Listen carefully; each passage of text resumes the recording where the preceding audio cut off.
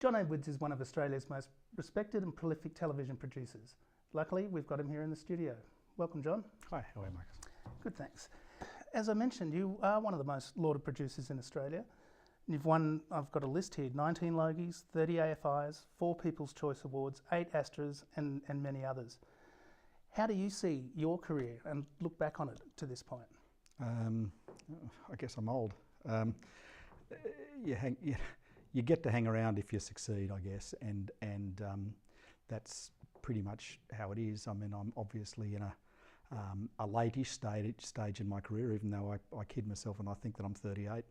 Others will tell me that I'm not. And so, I mean, I've just regarded it as being something that's been huge fun, and I've been lucky enough to achieve almost all of my creative ambitions. So it's been a happy career for me, and I'm now, I sit in this position where doing 3 and 4 shows a year, which has been the regular pattern for the last few years, feels kind of normal, which is odd. It didn't used to be like that, but and if this is the mature late stage, well, good.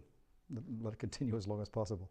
So how do you juggle 3 or 4 shows at a time? I collaborate with others, and it's what's happened is there's a couple of people, for whom it's become a mature kind of collaboration, and that's not necessarily from people who are vastly experienced. I mean, for example, Imogen Banks has only been doing for 6 or 7 years.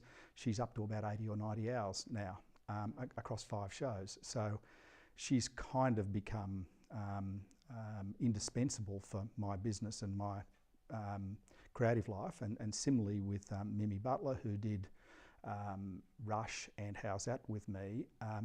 Those collaborations are obviously critical. We've historically almost never done shows that have come to us. Everything we've done is from the ground up, so that by the time they're ready for production, they're kind of already fully formed and they are ours. And frankly, that takes a lot less farting around to achieve. And if you know what you're doing, you know what the show is much more than you would if you were trying to realise somebody else's vision. You've made more than 25 television series and telemovies. You've done Police Rescues, Secret Life of Us, Love My Way, Tangle, that just names a few. Do any stick out as particular favourites? The answer is no, or imperfectly no. There are some that were particular favourites that didn't work, where we achieved the ambition of what we set out to do, but they didn't hit with the public. For example, The Surgeon was one of those.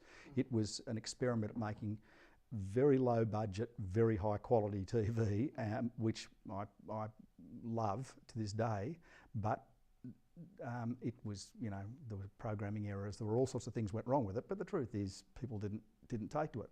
And so it sticks out as a favourite for odd reasons. There are particular episodes that stick out as absolute favourites. I mean, parts of Tangle I love, parts more than other things. I think Puberty Blues is, if I'm asked what is objectively the best work that it sounds like a royal we, but I mean Imogen and me in this case. Objectively, what is the best work that's been achieved? I think Puberty Blues, frankly. Though I'm very pleased with How's That was extremely good at what it was, and things can be good at what they are. So it's not like having favourites. You kind of have favourites as your mood shifts a bit, and how you assess what they're favourite at.